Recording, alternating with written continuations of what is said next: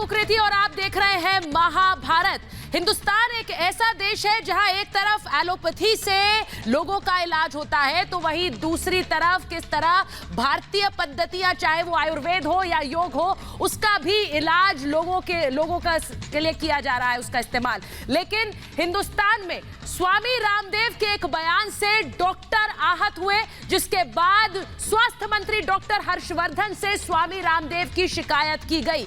इसके बाद स्वामी रामदेव ने एलोपैथी और उस पर दिए गए बयानों से अपना मुंह मोड़ा, उसको वापस लिया। लेकिन इसी के साथ साथ एक बार फिर युद्ध शुरू हो गया है, Swami Ramdev versus allopathy. Corona की इस लड़ाई में ये दोनों पद्धतियां यानी आयुर्वेद और एलोपैथी साथ मिलकर काम क्यों नहीं कर सकती है? क्या दोनों एक दूसरे के आमने सामने होंगी? इसी पर कर रही हूं आज की महाभारत। पहले ये रिपोर्ट।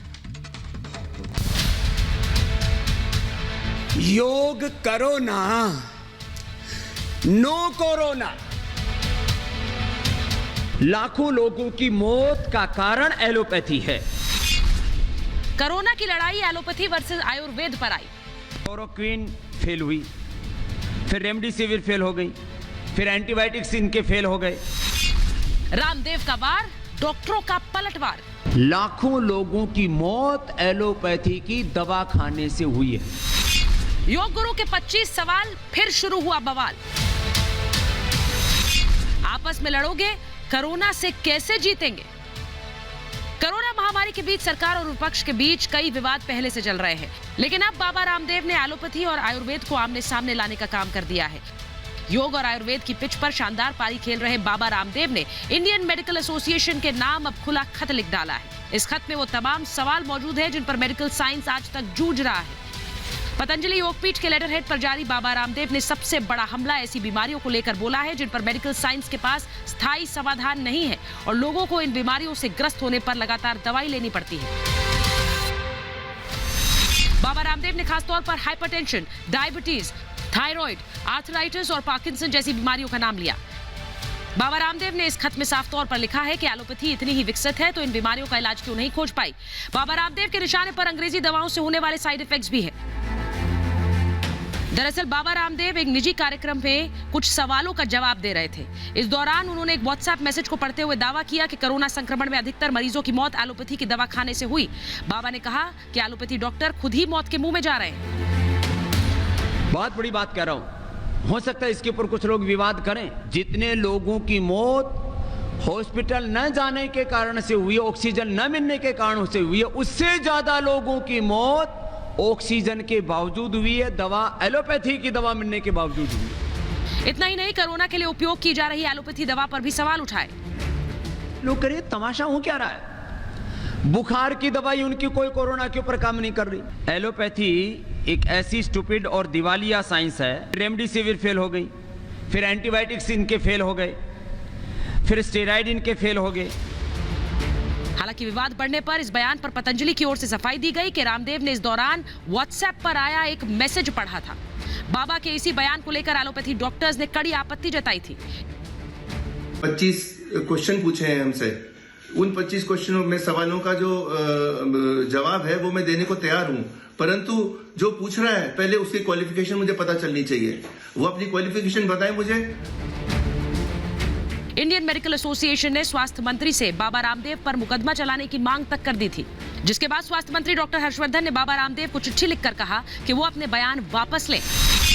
एलोपैथी से जुड़े हेल्थ वर्कर्स और डॉक्टर बहुत मेहनत से कोरोना मरीजों की जान बचा रहे हैं। आपके बयान से कोरोना के खिलाफ चल रही लड़ाई कमजोर पड़ सकती है। उम्मीद है कि आप अपने बयान को वापस लेंगे। विवाद बढ़ने और हर्षवर्धन की चिट्ठी के बाद रामदेव को अपना बयान वापस लेना पड़ा। बाबा रामदेव ने ट्वीट कर लिखा, माननीय श्री डॉक्टर हर्षवर्धन जी, आपका पत्र प्राप्त हुआ है। इसके संदर्भ में चिकित्सा पद्धतियों के संघर्ष के इस पूरे विवाद को खेदपूर्वक विराम देते हुए मैं अपना वक्तव्य वापस लेता हूं। लेकिन ठीक एक दिन बाद बाबा ने फिर खुला खत लिखकर एलोपैथी पर सवालों की बौछार कर दी है। बाबा के 25 सवालों के सामने आने के बाद उत्तराखंड में मेडिकल एसोसिएशन ने सीएम को खत लिखकर बाबा के खिलाफ ठोस कार्रवाई करने की मांग की है। साफ है, बाबा और एलोपैथी की यह लड़ाई फिर से तेज हो गई है। स्वास्थ्य मंत्री डॉक्टर हर्षवर्धन के चिट्ठी लिखने के बाद लगा था कि विवाद थम जाएगा, लेकिन स्वामी रामदेव के ताजा 25 सवाल वाले ट्वीट से मामला फिर गर्मा गया है। सवाल ये कि क्या कोरोना की लड़ाई एलोपैथी और आयुर्वेद के बीच आकर खड़ी हो गई है, और सवाल ये भी कि जब एकजुट होने की जरूरत है, ऐसे में आपस में लड़ाई करके क्या कोरोना से ये युद्ध जीता जा सकता है। Bureau report, Republic Bharat. और आज महाभारत में जो सवाल मैं पूछ रही हूं वो ये कि कोरोना की लड़ाई एलोपैथी वर्सेस आयुर्वेद पर आई, क्या ये सही है एक ऐसे समय में जब दोनों पद्धतियां साथ मिलकर काम करनी चाहिए। सवाल आज पूछ रही हूं, योग गुरु के 25 सवाल फिर से शुरू हुआ बवाल, क्योंकि अब स्वामी रामदेव ने 25 सवाल एलोपैथिक डॉक्टर से पूछे हैं और उनके जवाब मांगे हैं। सवाल पूछ रही हूं, महामारी के खिलाफ लड़ रहे डॉक्टरों पर सवाल क्यों, एक ऐसे समय में जब डॉक्टर दिन रात काम कर रहे हैं लोगों को ठीक करने के लिए, उन पर सवाल क्यों उठाए जा रहे हैं। और सवाल आज महाभारत में यह कि सभी बीमारियों का रामदेव के पास समाधान है क्या। सवाल ये कि आपस में लड़ोगे तो महामारी से कैसे जीतोगे, क्योंकि यह समय इस वक्त महामारी से लड़ने का है, कोरोना को परास्त करने का है। मेरे साथ जो मेहमान आज जुड़ रहे हैं मैं उनका परिचय आपसे कराऊंगी। मेरे साथ जुड़ रहे हैं अथ आयुर्धमा के चीफ फिजिशियन डॉक्टर परमेश्वर अरोड़ा। मेरे साथ जुड़ रहे हैं आयुष मिनिस्ट्री में adviser to MoS doctor Naval Kumar Verma, क्योंकि आयुष मंत्रालय पूरी तरह से जो ऑल्टरनेट साइंसेज हैं उनके लिए बनाया गया। मेरे साथ जुड़ रहे हैं विवेकानंद हॉस्पिटल के डायरेक्टर आचार्य डॉक्टर विक्रमादित्य, क्योंकि वो किस तरह से आयुर्वेद के जरिए लोगों का ट्रीटमेंट कर रहे हैं और आयुर्वेद क्या विज्ञान के और एलोपैथी के खिलाफ है या साथ में मिलकर लड़ेगा। मेरे साथ डॉक्टर विनय अग्रवाल जुड़ रहे हैं, आईएमए के पूर्व अध्यक्ष हैं। मेरे साथ जुड़ रहे हैं आईएमए उत्तरांचल के state secretary doctor Ajay Khanna, और मेरे साथ जुड़ रहे हैं सर गंगाराम हॉस्पिटल के senior consultant Padmashri doctor Mohsin Wali. कई बार महाभारत में आए हैं और बहुत अच्छी तरह अपनी बात को रखते हैं। आज मुझे देखना है डॉक्टर वली के जो सवाल पूछे हैं उनके जवाब डॉक्टर वली किस तरह से रखते हैं। और मेरे साथ साथी जुड़ रहे हैं डॉक्टर अंशुमान मित्रा, जो कि मेडिकल सर्विस सेंटर के सेक्रेटरी हैं। बहुत बहुत स्वागत है आप सभी का।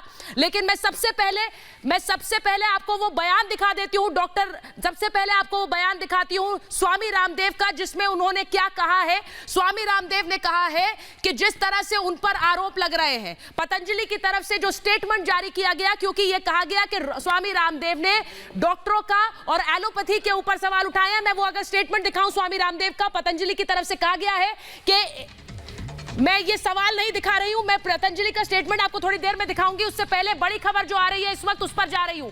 बड़ी खबर ये आ रही है कि एम्स में स्वामी रामदेव के खिलाफ प्रदर्शन हो रहा है। स्वामी रामदेव के खिलाफ प्रदर्शन हो रहा है, ये बड़ी खबर एम्स से आ रही है।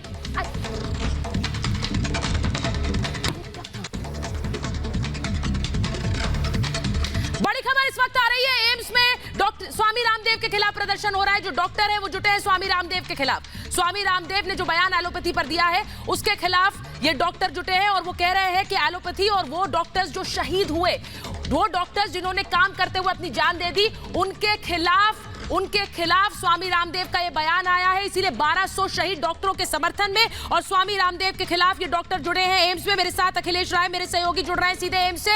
अखिलेश, अगर आप मुझे तस्वीरें दिखाएंगे वहां से,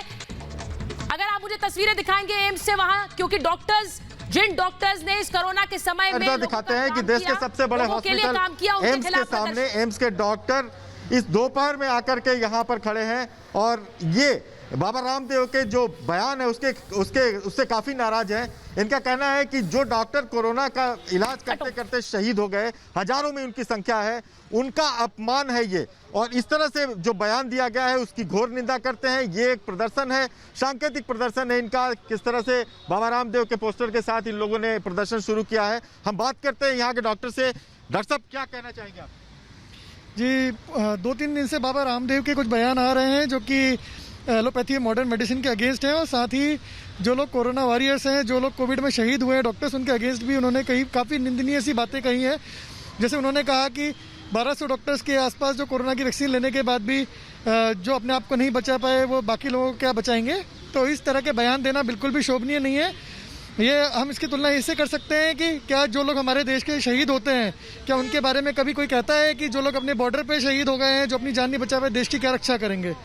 तो इस तरह के बयान देने के पहले बाबा को सोचना चाहिए कि जो लोगों ने अपने देश के लिए जान दी है, उन डॉक्टर जो कि अभी 30, 40, 50 साल की उम्र में जिनके पास आगे अपनी पूरी जीवन बाकी था, उनके पूरे परिवार उन पर निर्भर है और इतने पढ़ लिख के वो यहाँ तक आए, उनके बारे में ऐसा। डॉक्टर साहब ये बताइए, कहीं आयुर्वेद बनाम ये एलोपैथ तो नहीं हो गया? बिल्कुल ही नहीं। हम ये जो हमारी लड़ाई है, ये जो हमारी प्रोटेस्ट है, ये आयुर्वेद वर्सेस एलोपैथिक नहीं है, ये लॉजिक वर्सेस इलॉजिकल है। साइंटिफिक मेडिसिन पूरे दुनिया भर में सालों से रैशनल एविडेंस के भित्ति पे आगे गया है और आज उसके बेसिस पे ही पूरे दुनिया भर ने कोरोना पैंडेमिक के ऊपर एक किस्म का लगाव पाया है। लास्ट ईयर भी हम लोगों ने किया था और इस साल भी करेंगे। मैं एक बार अखिलेश आपसे पूछूंगी, अखिलेश अगर आपको मेरी आवाज आ रही है, एक ऐसे समय में जब डॉक्टरों की सेवाएं और डॉक्टर इस देश के लिए क्या कर रहे हैं, मुझे नहीं लगता किसी को बताने की जरूरत है। एक ऐसे समय में कुछ सवाल उठे, इनसे पूछिए। स्वामी रामदेव कह रहे हैं कि साइंस के वो खिलाफ नहीं है, ना एलोपैथी के खिलाफ है, लेकिन दोनों पद्धतियां साथ मिलकर काम करें तो बेहतर काम करेंगे। क्या सोचते हैं डॉक्टर? डॉक्टर बाबा रामदेव कह रहे हैं कि वो न एलोपैथ के खिलाफ है न साइंस के खिलाफ है, दोनों मिलकर अगर काम करें तो ज्यादा बेहतर हो जाएगा। उनके बातों से तो ऐसा नहीं लग रहा है। उनके बहुत सारे वीडियो आए हैं जिसमें उन्होंने कोरोना फ्रंटलाइन डॉक्टर्सों के खिलाफ काफी नीची शब्द कही है। अभी इतने सारे हमारे डॉक्टर्स बंधु ने आपको कहा कि उन्होंने बताया है दोनों वैक्सीन लेने के बावजूद डॉक्टर्स मर रहे, तो उस वैक्सीन का क्या असर है। डॉक्टर्स जो खुद नहीं बच पा रहे हैं वो कैसे देश को बचाएगा।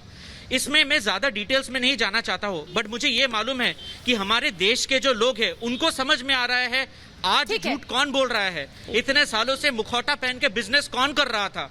जो डॉक्टर्स शहीद हुए हैं वो पब्लिसिटी के लिए नहीं हुए हैं, वो इसलिए हुआ है क्योंकि उन्होंने हिपोक्रेटिक ओथ लिया था कि जब तक जान रहेगा वो दूसरे इंसानों का मदद करता रहेगा।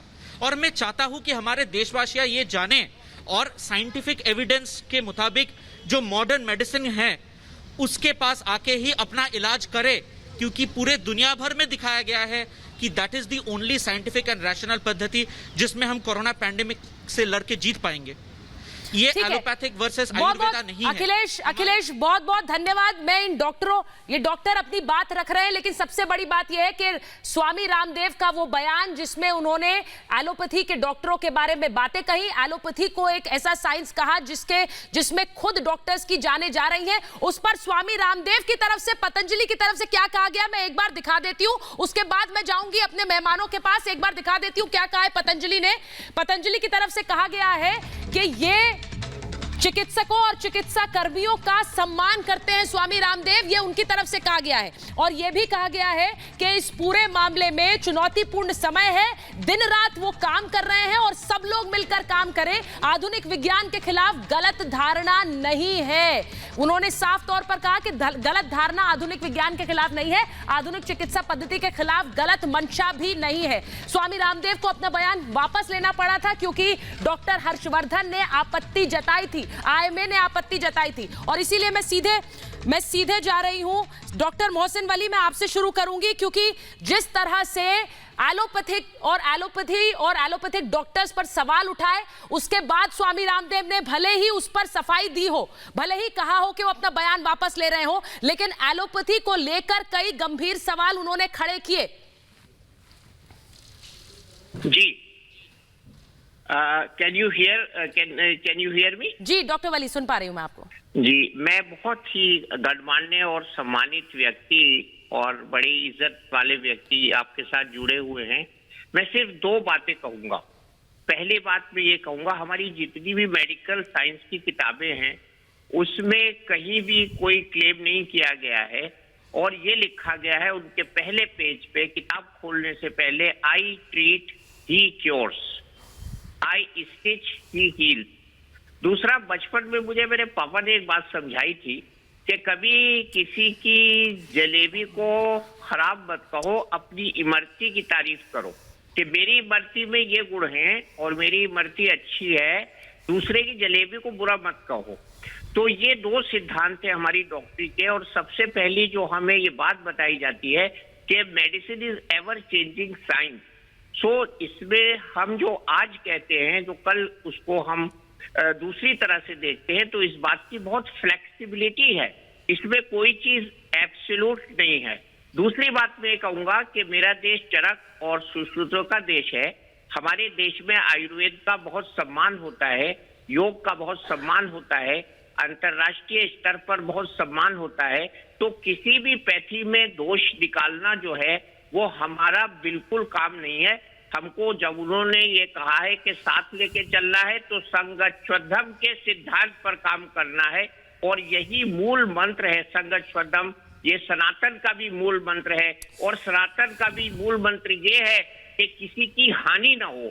तो अगर हम इन सब बातों को ध्यान में रखेंगे, मैं ये जो आक्रोश देख रहा हूं आपके चैनल पे, ये मुझको एक्सपेक्टेड भी नहीं था। तो इतना ज्यादा आक्रोश जो है बच्चों में, ये सही है, क्योंकि इन तक ये मैसेज पहुंचा है कि जो आप पढ़ रहे हो, पढ़ा रहे हो, वो गलत है। तो ऐसा नहीं है, बिल्कुल बिल्कुल मैं आपसे ईमान की बात कर रहा हूं कि हम हमारे डॉक्टर वाली ये सवाल इसलिए उठ रहे हैं, डॉक्टर वाली ये सवाल इसलिए उठ रहे हैं, और शायद उनका गुस्सा इसलिए है क्योंकि उन्होंने ऐसे बयान सुने हैं। मैं एक बार डॉक्टर परमेश्वर अरोड़ा के पास जाऊंगी। डॉक्टर परमेश्वर अरोड़ा, आप आयुर्वेद के डॉक्टर हैं, आप आयुर्वेद लोगों को पढ़ाते भी हैं और उसको प्रैक्टिस भी करते रहे हैं सालों से। लेकिन जिस तरह से ये एक तरह का आमने सामने की लड़ाई क्यों हो गई है? ये दोनों पद्धतियां साथ मिलकर काम कर सकती हैं, लेकिन स्वामी रामदेव का ये बयान और वो जो सवाल उन्होंने पूछे हैं वो मैं एक एक करके अभी दिखाऊंगी, क्योंकि डॉक्टर मोहसिन वली वो सवाल उन्होंने एलोपैथी के डॉक्टर से पूछे, यानी आप लोगों से पूछे हैं, और ये भी कहा है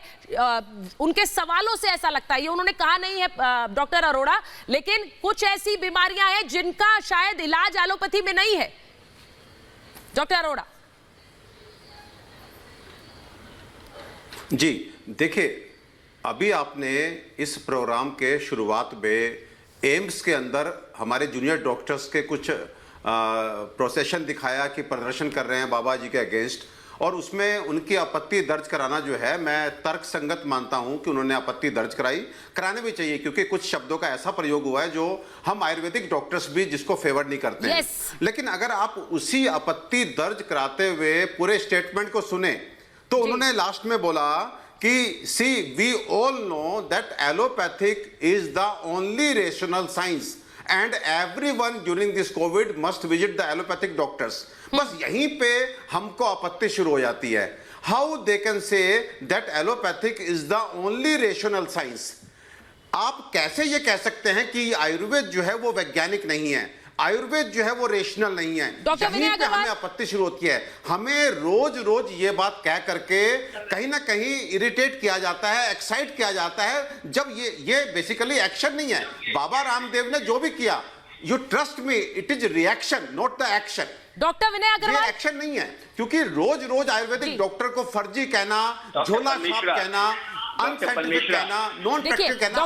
डॉक्टर अग्रवाल वो ये कह रहे हैं कि आयुर्वेद अपना काम कर रहा है और बहुत सी चीजों में सफल है, लेकिन ये कहना कि ये कोई साइंस ही नहीं है। आप इस भारतीय पद्धति पर तो सवाल उठा ही रहे हैं, वो ये कह रहे हैं पद्धति पर सवाल उठाते हैं और उन्हें बार बार ये कहा जाता है कि डॉक्टर ही नहीं है। सुचित्रा, मैं शुरू करता हूं, मुझे 1 मिनट का समय आपको देना। बोलिए डॉक्टर साहब। मैं ये कहना चाहता हूं कि हमारी बिल्कुल भी आयुर्वेदिक के साथ कोई भी भिन्नता नहीं है, कोई लड़ाई नहीं है, कोई आपस में भेद नहीं है। ये गलत तरीके से प्रोजेक्ट किया जा रहा है। मैं बाबा रामदेव नहीं, मैं लाला रामदेव कहूंगा जिनके द्वारा। मैं ये कहना चाहता हूं कि रामदेव जी एक फार्मा इंडस्ट्री को रिप्रेजेंट करते हैं, ना कि वो एक आयुर्वेदिक उसको रिप्रेजेंट करते हैं। आयुर्वेदिक के लिए इस सरकार ने मिनिस्ट्री ऑफ आयुष बनाया है। डॉक्टर परमेश्वरा मेरे साथ एग्री करेंगे कि मिनिस्ट्री ऑफ आयुष ने और सेंट्रल गवर्नमेंट के साथ मिलके जितने भी एसओपीज बनाने चाहिए। मैं बिल्कुल एग्री नहीं करता सर, मैं एग्री नहीं करता सर, मैं एग्री नहीं करता, मिनिस्ट्री ऑफ आयुष। मैं रामदेव जी के सवालों के जवाब देने के लिए इसलिए नहीं क्योंकि मैं उनको क्वालिफाइड नहीं मानता हूं, वो एक इंडस्ट्री को रिप्रेजेंट करते हैं। डॉक्टर परमेश्वरा मेरे से जो सवाल पूछेंगे मैं जवाब दूंगा। मैं डॉक्टर परमेश्वरा का आदर करता हूं, उन्होंने बड़े अच्छे तरीके से कहा कि रामदेव जी को ऐसे सवाल ऐसे शब्द नहीं इस्तेमाल करने चाहिए। उनका यह कहना कि 2000 डॉक्टर मर गए, वैक्सीन लेने के बाद मैं उनको बताना चाहता हूं कि 1200 डॉक्टर ने अपने प्राण की आहुति दी, जिसमें 850 डॉक्टर पहली फेज में जिनकी मौत हुई, वो 850 डॉक्टरों में वैक्सीनेशन था ही नहीं। 450 के करीब डॉक्टर जो इस समय जो बेचारे अपनी प्राण की आहुति दी है, इस पूरी संवेदनशीलता के साथ, आगे लड़ते हुए लड़ाई के साथ, उन लोगों के लिए वो इस तरीके के शब्द इस्तेमाल, ना संवेदना नहीं प्रकट कर रहे हैं, उनका मजाक उड़ा रहे हैं, वो गलत है। साथ साथ उनका ये कहना सुचेता कि इनके पास फेविफ्लू में कोई असर नहीं है, इनके पास स्टेरॉइड्स का कोई असर नहीं है, इनके पास रेमडेसिविर में कोई असर नहीं है, इनके प्लाज्मा थेरेपी फेल हो गई, इनके पास लिवर का इलाज नहीं है, इनके पास दिमाग का इलाज नहीं है, इनके पास किडनी का इलाज नहीं है, और ये बुखार तक नहीं उतार सकते। ये पैथी स्टूपिड है और इसकी साइंस में रिसर्च बिल्कुल नहीं है। हम इन शब्दों का अपोज कर रहे हैं, और ये शब्द इस समय जब हमारा देश एक मेडिकल इमरजेंसी से गुजर रहा है, जिसमें 5 दिन पहले हमारे ऑनरेबल प्राइम मिनिस्टर ने बनारस में आंखों के आंसुओं के साथ उन योद्धाओं को एक सेकंड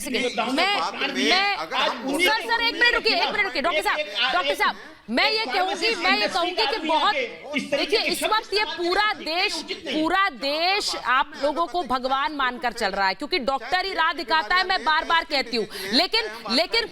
लेकिन ये जो पद्धतियां हैं ये साथ में मिलकर क्यों ना चले, क्योंकि जब सवाल उठाए गए फिर बाबा रामदेव की सफाई आई और उन्होंने कहा मैं साइंस पर सवाल नहीं उठा रहा हूं, लेकिन आप हम पर सवाल हमेशा उठाते आए, और इसीलिए मैं पूछ रही हूं। मैं वो सवाल तो दिखाऊंगी, 25 सवालों की फेहरिस्त रखी है स्वामी रामदेव ने, 25 सवालों की, और उनमें से कुछ ऐसे सवाल हैं जिन्हें सुनकर बहुत से एलोपैथिक डॉक्टर्स को या तो गुस्सा आया है या फिर उन्होंने कहा है कि ये सवाल ऐसे हैं जो ऐसा लग रहा है कि संदेह पैदा करने के लिए लोगों के मन में उठाए गए, और इसीलिए मैं उन 25 में से पहले वो सवाल उठाती हूं, दिखाती हूं आपको जो स्वामी रामदेव ने उठाए, जिन पर जवाब भी मैं चाहूंगी कि एक एक करके अगर आप दें। उन्होंने पूछा एजिंग प्रोसेस को रिवर्स करने वाली दवा क्या है, यानी कि आप बूढ़े हो रहे हैं, आप उस अपने बुढ़ापे को रोक ले या फिर उसे पीछे धकेल दे, ऐसी कोई दवाई है क्या एलोपैथी के पास। उन्होंने जो दूसरा सवाल पूछा है, इंसान क्रूर, हिंसक और हैवान हो रहा है, इसके लिए दवाई बताइए कि कैसे इसे रोका जा सकता है।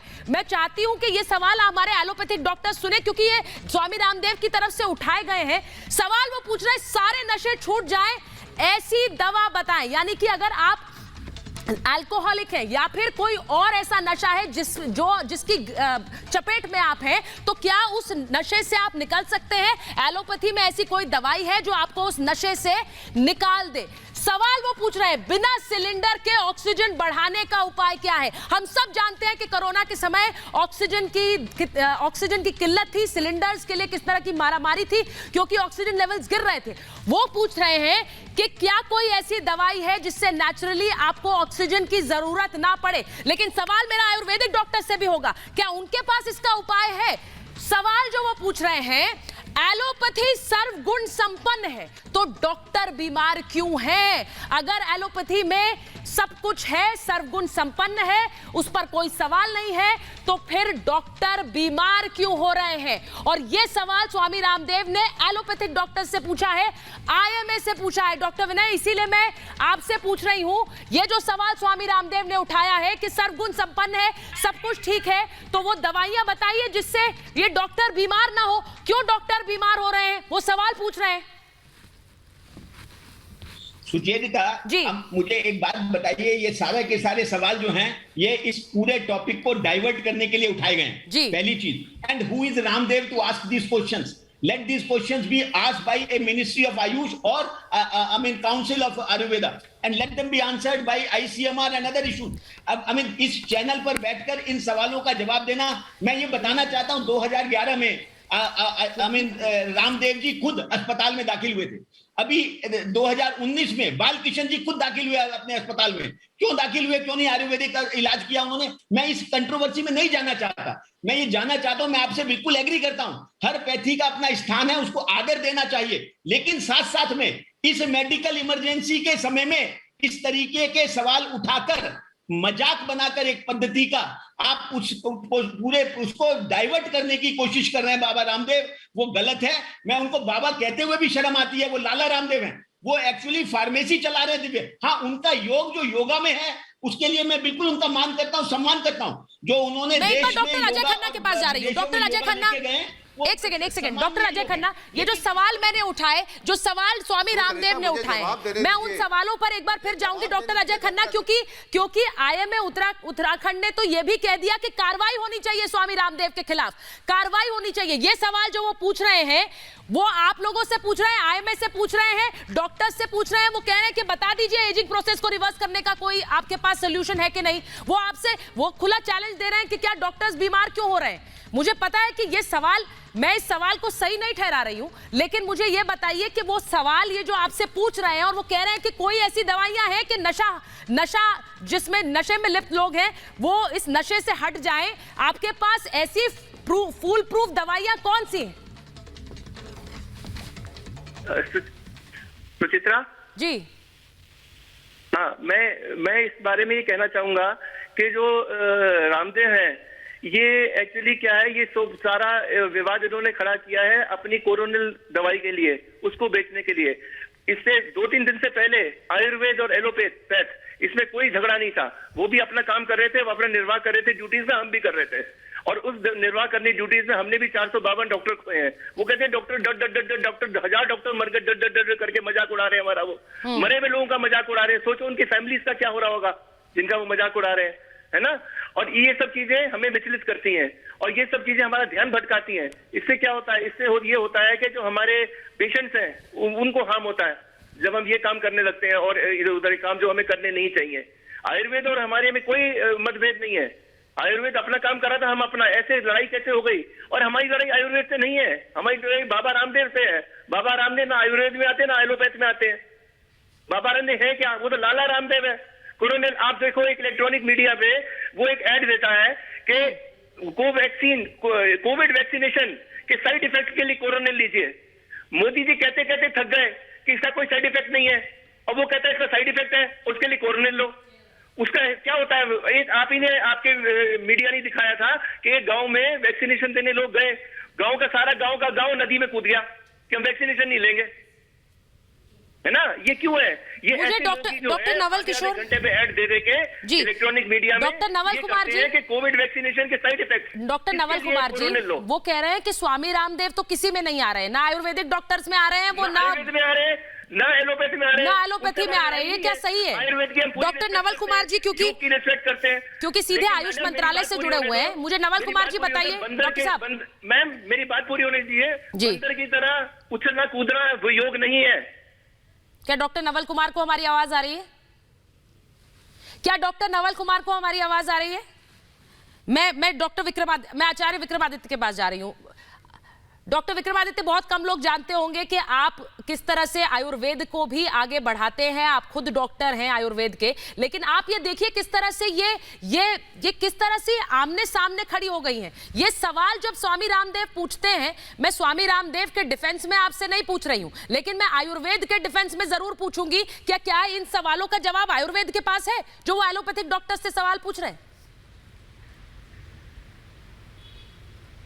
सुचारिता जी, मैं दिल्ली में एक नेचुरोपैथी हॉस्पिटल चलाता हूं जो सेंट्रल गवर्नमेंट से एफिलिएटेड है और बहुत सारे करीब 100 बेड का हॉस्पिटल है जो नेचुरोपैथी और योगा के लिए अंदर काम कर रहा है आयुर्वेद के साथ मिलकर। और उसमें आज यहाँ पर जिस प्रकार की बहस चल रही है, रामदेव जी ने जो बात बोली उसके बाद उन्होंने उस पर खंडन भी किया, उसके बाद उन्होंने उसका वापस भी लिया बयान को, तो हमें एक्सेप्ट करना चाहिए। परंतु आज जो सारी व्यवस्था है, जिस प्रकार से रामदेव पे अटैक किया जा रहा है, वो रामदेव पे नहीं, मैं कह रहा हूँ आयुर्वेद और इंडियन मेडिकल साइंस के ऊपर अटैक किया जा रहा है। आज देखें, अभी कोविड काल के अंदर जिस प्रकार से एक ऑर्गेनाइज्ड लूट एलोपैथिक हॉस्पिटल्स ने मचाई, उससे अब कोई आदमी इससे बिल्कुल इस बयान को गलत नहीं कह सकता। ऑर्गेनाइज लूट करी एलोपैथिक हॉस्पिटल्स ने, जिस प्रकार से जो मेडिसिन वहां पे की गई, जो प्लाज्मा थेरेपी की बात की गई, जिस प्रकार से वेंटिलेटर्स पे जबरदस्ती लोगों को डाला गया। लाखों लोग इस देश में ऐसे हैं जिन्होंने 40-40 लाख के बिल दिए।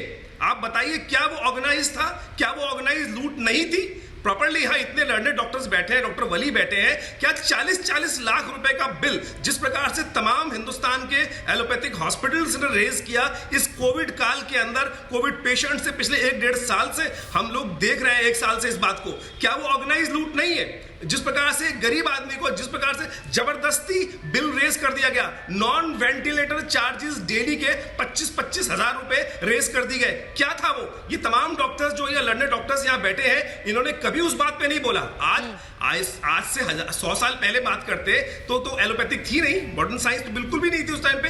उस टाइम पे क्या लोग जीते नहीं थे? उस टाइम भी लोग पे जीते थे। आज आयुर्वेद पे, योग के ऊपर, नेचुरोपैथी के ऊपर, आयुष सिस्टम के ऊपर जिस प्रकार से एक ऑर्गेनाइज वे में एक हमला किया जा रहा है, ये कुछ लोगों के द्वारा, कुछ फार्मास्यूटिकल कंपनीज के द्वारा, क्योंकि रामदेव की बहुत सारी मेडिसिन को आने के बाद, योग को इतना प्रमोट होने के बाद उनकी सेल कम हुई। ये सारा का सारा खेल उसका है। रामदेव जी ने जो बात बोली है वो केवल इसी कॉन्स्पिरेसी के ऊपर बोली है कि जिस प्रकार की व्यवस्था की जा रही है, वो कहीं उन्होंने ये नहीं कहा कि आप वैक्सीन ना लगाएं। नहीं, कहीं भी बयान नहीं दिया गया। डॉक्टर विक्रमादित्य, एक मिनट, आप ये कह रहे हैं कि सिर्फ ये फार्मेसी, ये दवाइयों की बिक्री कम होने से जुड़ा हुआ है, लेकिन ये जिस तरह के सवाल भी उन्होंने उठाए हैं, मैं एक बार डॉक्टर नवल कुमार वर्मा जी के पास जा रही हूं, क्योंकि आयुष मंत्रालय को खोलने के पीछे जो सोच थी डॉक्टर नवल कुमार, वो यही थी कि जो ऑल्टरनेटिव साइंसेज हैं वो किस तरह से भारत जैसे देश में हमारे पास उनका खजाना है और हम उनका इस्तेमाल ज्यादा कर सके। यही सोच थी आयुष मंत्रालय के पीछे। लेकिन यहां पर अगर ये एक आमने सामने की लड़ाई होगी तो इससे नुकसान किसका होगा?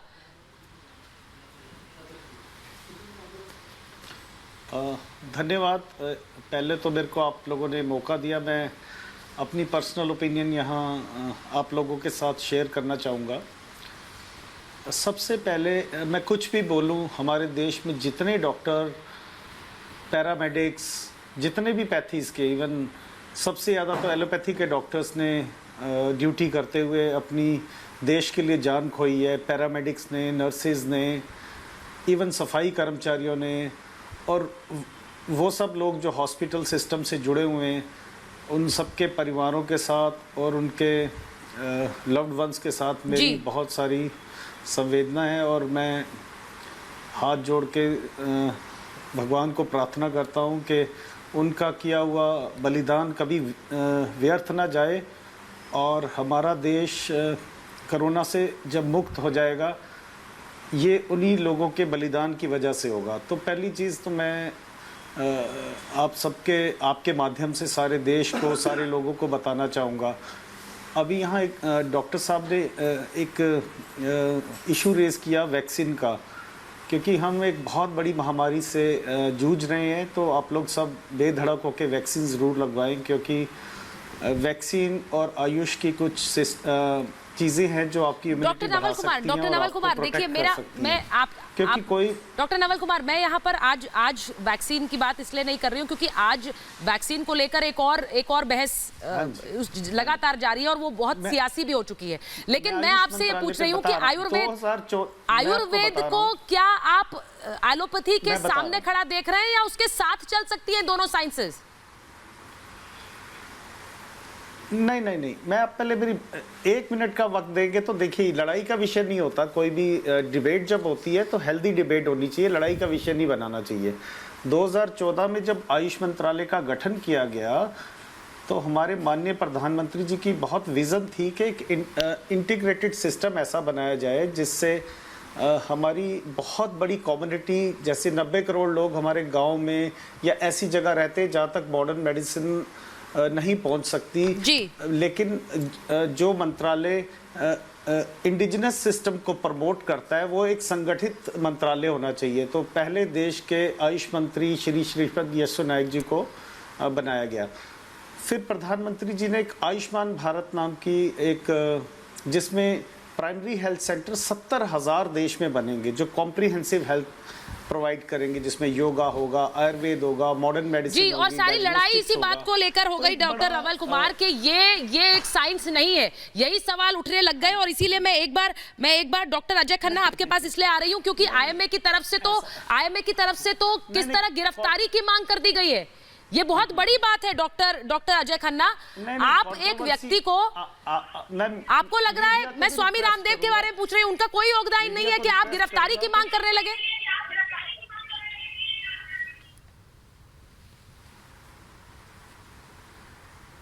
डॉक्टर खन्ना, आपको मेरी आवाज आ रही है?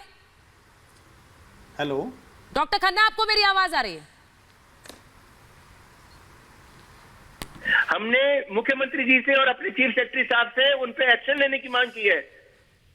सर एक्शन का क्या मतलब है? आप एक्शन लेने की बात कर रहे हैं, एक्शन का क्या मतलब है अगर आप मुझे बताएंगे?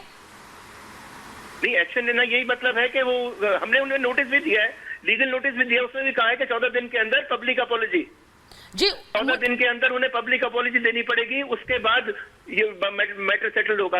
हर्षवर्धन जी को उन्होंने विड्रॉ कर लिया, उसका फिर उन्होंने लूज स्टॉक करी है, ये टॉलरेबल नहीं है। नहीं, एक मिनट सर, आप कह रहे हैं कि लूज स्टॉक की है, तो मैं आपसे पूछ रही हूँ, उन्होंने कुछ सवाल पूछे हैं, उन्होंने वो सवाल पूछे, आप उसे लूज स्टॉक कह रहे हैं? उन 25 सवालों को मैं आपसे पूछ रही हूँ। लूज स्टॉक नहीं कह रहा, जो वहां पर वीडियो सर्कुलेट हुए उनको कह रहा हूँ loose stock.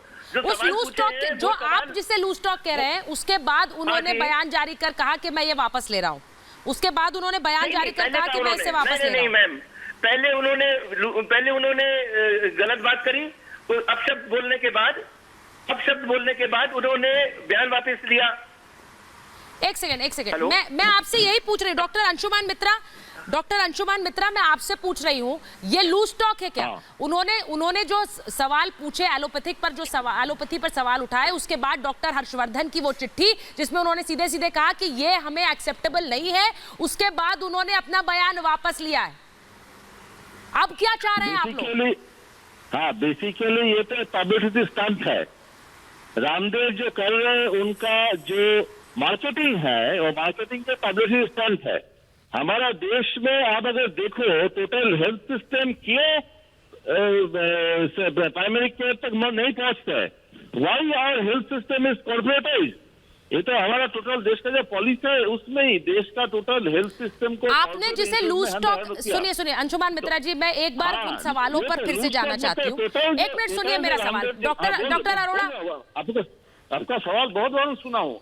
You're trying to divert the issue. एक second, what am I trying to? Blind lane. Sir, divert कैसे कर रही हूँ मैं इशू? क्या है इशू? आपके हिसाब से इशू क्या है? जो 25 सवाल अभी रामदेव रेस कर रहा है, actually he entire thing is a publicity stunt. अभी जहाँ पे देश लड़ रहा है, when we are facing a huge pandemic, sir एक मिनट, अब आपने कहा, मैं एक बार उन 25 सवालों पर वापस चली जाती हूँ, मैं 25 सवालों पर वापस जाती हूँ। आपको लग रहा है कि डाइवर्ट हो रहा है, तो मैं वापस आती हूँ उन सवालों पर। डॉक्टर अंशुमान मित्रा, मैं उन सवालों पर वापस आती हूँ कि जो डॉक्टरों को सवाल उन्होंने पूछे, आईएमए से पूछे हैं, और मैं बार बार ये कह रही हूँ कि डॉक्टर्स इस कोरोना के समय में एक बहुत बड़ी लड़ाई लड़ रहे हैं, लोगों की जान बचाने की लड़ाई, और इसीलिए किसी तरह के सवाल डॉक्टरों पर नहीं बनते हैं। लेकिन आयुर्वेद को लेकर जो सवाल खड़े होते हैं, उस पर स्वामी रामदेव ने 25 सवाल खड़े किए हैं, और वो कह रहे हैं कि क्या ये सवालों के जवाब आपके पास हैं? वो पूछ रहे हैं कि हाइपरटेंशन, डायबिटीज का इलाज क्या है एलोपैथी में, क्योंकि हाइपरटेंशन, डायबिटीज का कोई परमानेंट सॉल्यूशन है? अगला सवाल, क्योंकि बहुत से सवाल उन्होंने पूछे हैं, थायराइड, आर्थराइटिस, पार्किंसन, इसका समाधान क्या है? बहुत से लोग इन बीमारियों से जूझ रहे हैं, थायराइड से, आर्थराइटिस से, वो खुद जानते होंगे कि क्या उनके पास परमानेंट सॉल्यूशन है इनका? Fatty liver, hepatitis, liver cirrhosis, इन सब का क्योर करने की दवाई क्या है एलोपैथी में? क्या लिवर सिरोसिस क्योरेबल है एलोपैथी में? लेकिन ये सवाल स्वामी रामदेव से भी बनेगा, क्या उनके पास कोई दवाई है? क्या उनके पास क्योर है? सवाल वो पूछ रहे हैं, बिना साइड इफेक्ट कोलेस्ट्रॉल को कंट्रोल करने का इलाज क्या है? क्या उनके पास इलाज है? क्या आयुर्वेद में कोलेस्ट्रॉल कंट्रोल करने का इलाज है? क्योंकि वो ये आईएमए के डॉक्टर से पूछ रहे हैं, क्योंकि वो डॉक्टरों से सीधा सवाल पूछ रहे हैं, बिना साइड इफेक्ट्स के कोलेस्ट्रॉल को कंट्रोल करने का क्या इलाज है? सिरदर्द और माइग्रेन का परमानेंट सॉल्यूशन है क्या? सिरदर्द और माइग्रेन की समस्याओं से आप में से बहुत से लोग जूझ रहे होंगे, क्या एलोपैथी में उसका परमानेंट सॉल्यूशन है? ये स्वामी रामदेव पूछ रहे हैं। लेकिन डॉक्टर अरोड़ा से मैं पूछूंगी जरूर ये बात कि क्या आयुर्वेद में इसका परमानेंट सॉल्यूशन है? क्योंकि स्वामी रामदेव जब 25 सवाल पूछते हैं तो वो एक तरह से एलोपैथी को चैलेंज करते हैं। एलोपैथी में भले ही बहुत सी चीजों के परमानेंट सॉल्यूशन ना हो, लेकिन सालों से बहुत से लोगों को इन दवाइयों के जरिए अच्छा जीवन मिला है। डॉक्टर अरोड़ा, अब इन सवालों के जवाब मैं डॉक्टर मोहसिन वली से लूं, उससे पहले मैं आपसे पूछ रही हूं, इन सवालों को दागने का मतलब क्या है? क्या इन सब के सॉल्यूशन आयुर्वेद में है? हाइपरटेंशन के, शुगर के, क्या ये सब क्योरेबल है? Liver cirrhosis? सुचरिता जी सुचरिता, सुनिए सुचरिता, पहले आपने बात की एजिंग प्रोसेस को रिवर्स करने की, तो बड़े गर्व के साथ आपको बताना चाहता हूं कि जो आपने आयुर्वेद कहा है, इसको अष्टांग आयुर्वेद बोला जाता है। यानी कि इस आयुर्वेद के 8 अंग हैं, काय, बाल, ग्रह, ऊर्ध्वंग, शल्य, द्रष्टा, जरा, वसे। तो जो जरा विज्ञान है, जरा विज्ञान पूरा का पूरा एक सेक्शन है आयुर्वेद का, जो आपको यह सिखाता है कि किस तरह का आपका खान पान रहे, किस तरह की आपकी जीवन शैली रहे, कि सो दैट एजिंग प्रोसेस जो है उसको आप कंट्रोल में रख सकें। यानी कि 80 साल की उम्र यदि आपकी हो तब आप 80 के दिखें, यह ना हो कि 50 साल की एज में आप 80 साल के दिखें। तो जरा विज्ञान आयुर्वेद की बड़ा एक शानदार विशेषता है जिसको आज लोगों को समझना होगा। दूसरा हमारा क्वेश्चन ये उठा था कि क्या किसी के क्रोध को दूर कर सकते हैं। तो आपको जान के हैरानी होगी कि सत्व, रज और तम, इस पे डिपेंड करता है किसी भी आदमी का बिहेवियर, उसका स्टेट ऑफ माइंड। ये आयुर्वेद में बहुत अच्छे से पूरे अध्याय हैं कि कैसे किसी आदमी को आप औषधियों के द्वारा और जीवन शैली में परिवर्तन कर करके सात्विक बना सकते हैं। यस, नहीं, एक सेकंड। तो ऐसे तो डॉक्टर वली यहाँ बैठे हैं, वो भी कहेंगे कि हम लोगों को शांत करने के लिए दवाई दे सकते हैं। अगर वो हिंसक प्रवृत्ति के हैं तो ऐसी मेडिकेशंस हैं कि लोगों को शांत किया जा सके। डॉक्टर वली, मैं गलत कह रही हूँ? नहीं, एक सेकंड। सुचरिता, अगर आपको दवा की आपको क्रोध अधिक आ रहा है, हाँ। आप ये बताइए, आपको क्रोध अधिक आ रहा है तो आप क्या चाहते हैं कि केमिकल मेडिसिन लेकर के जिसकी जिंदगी भर के लिए आदत पड़ जाए वो आप प्रिफर करेंगे, या आप अपने किचन की सिंपल अश्वगंधा, जटामांसी, ब्राह्मी, वचा खा करके जो आप 15-20 दिन खा करके ठीक हो जाएं वो आप प्रिफर करेंगे? डॉक्टर अरोड़ा, वो स्थायी सॉल्यूशन है क्या? वो परमानेंट सॉल्यूशन है क्या? केवल आपको सुला करके वो भी तो नशे की गोलियां दे रहे हैं वो लोग, नशे की गोलियां जिनकी आदत पड़ जाती है, जीवन भर डिपेंडेंसी। डॉक्टर वली से जवाब ले लूं मैं एक बार। मोहसिन वली जी, डॉक्टर साहब बताइए। ऐसी जो भी साइड इफेक्ट्स हैं एलोपैथी के, वो हम लोग एक्सपोज करते हैं, लिखते हैं और पढ़ाए जाते हैं। वो मैं आयुर्वेद का बहुत सम्मान करता हूं और मैं आयुर्वेद का बहुत बड़ा प्रमोटर हूं, लेकिन इसमें जो सबसे बढ़िया बात आप बार बार कह रही हैं वो लोग डेसिफर नहीं कर रहे हैं कि ये पॉसिबल है कि हम सब पद्धतियों को साथ लेकर चलें और एक दूसरी पद्धति का सम्मान करें। और हम इस वक्त हमें वर्ल्ड वॉच कर रहा है कोरोना के संदर्भ में। अरे सर, आप कहाँ सम्मान करते हैं? आप लोग तो हमें झोला छाप बोलते हो, अनसाइंटिफिक बोलते हो, हर दिन हमारा अपमान करते हो। बाबा रामदेव को अरेस्ट करने के लिए आप बात करते हैं। यदि आप लोग के कमेंट्स हम निकाल लें तो मुझे लगता है डॉक्टर अरोड़ा एक मिनट, मोहसिन वली को बात करते हैं। जब कोरोनिल लॉन्च हुई थी तो मैंने लोगों से ये कहा था कि अगर आप इसको एक्सेप्ट नहीं करेंगे तो बेहिसाब बिकेगी। अब ये जो मैं मूल बात कहने जा रहा हूँ, देखिए, सबसे अच्छा जो चिकित्सक होता है वो होता है जो भगवान पे विश्वास करता है और अपनी नफी करता है। मेरी बात सुनिए, मैं बहुत अच्छी बात कह रहा हूँ आप सबके लिए। Ayurvedic medicine are unscientific, how you can say this?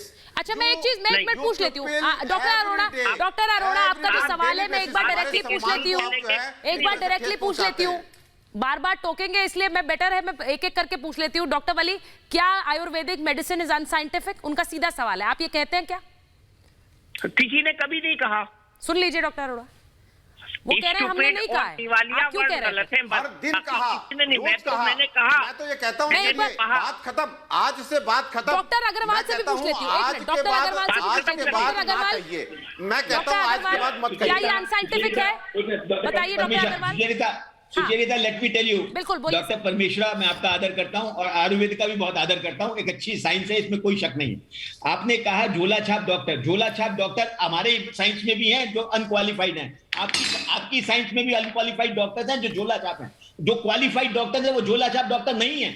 लेकिन हाँ, रामदेव जैसे बंदे जो लाला रामदेव हैं, जो क्वालिफाइड आयुर्वेदिक डॉक्टर नहीं, आप मानेंगे इस बात को, वो जरूर झोला छाप डॉक्टरों की कैटेगरी में आएंगे। मैं कह सकता हूं उसके साथ, कमिटमेंट के साथ। He is a industrialist, he is only doing it, he is not a qualified Ayurveda. मैं झोला छाप डॉक्टर उन्हीं को कह रहा हूं जो क्वालिफाइड नहीं है। पूरा मान करता हूं, हाथ जोड़कर नमन करता हूं आप लोगों को। आपने हमको विद्या दी है, साइंस दी है, उस पुरानी साइंस का मैं आदर करता हूं। लेकिन झोला छाप सिर्फ वो है जो क्वालिफाइड नहीं है। And Lala Ramdev qualified Ayurvedic doctor नहीं है, इसीलिए वो झोला छाप डॉक्टर है।